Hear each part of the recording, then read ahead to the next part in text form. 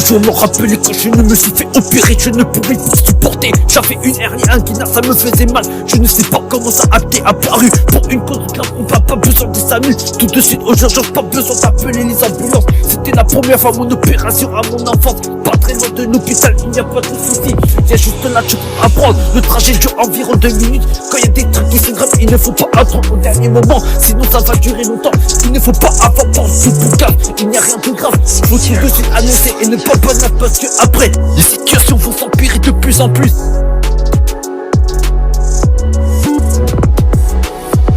6 heures avant l'opération, il ne faut pas grailler. Cette étape, tout le monde doit la respecter. Faut être à jeun avant une anesthésie. Les anesthésies, aucun mal, il n'y a pas de soucis.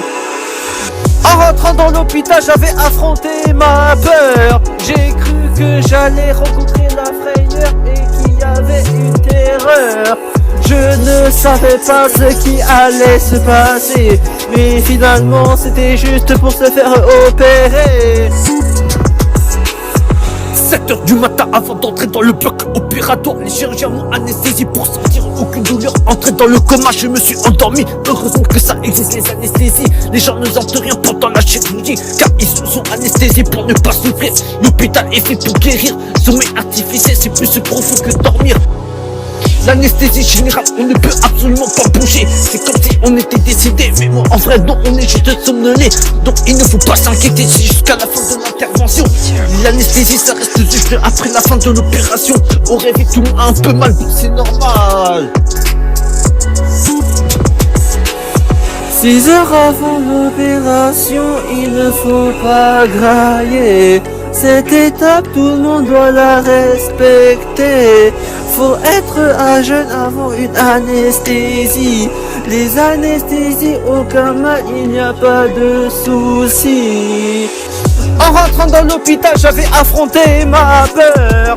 J'ai cru que j'allais rencontrer la frayeur et qu'il y avait une terreur. Je ne savais pas ce qui allait se passer, mais finalement c'était juste pour se faire opérer. En rentrant dans l'hôpital, j'avais affronté ma peur. J'ai cru que j'allais rencontrer la frayeur et qu'il y avait une terreur. Je ne savais pas ce qui allait se passer, mais finalement c'était juste pour se faire opérer.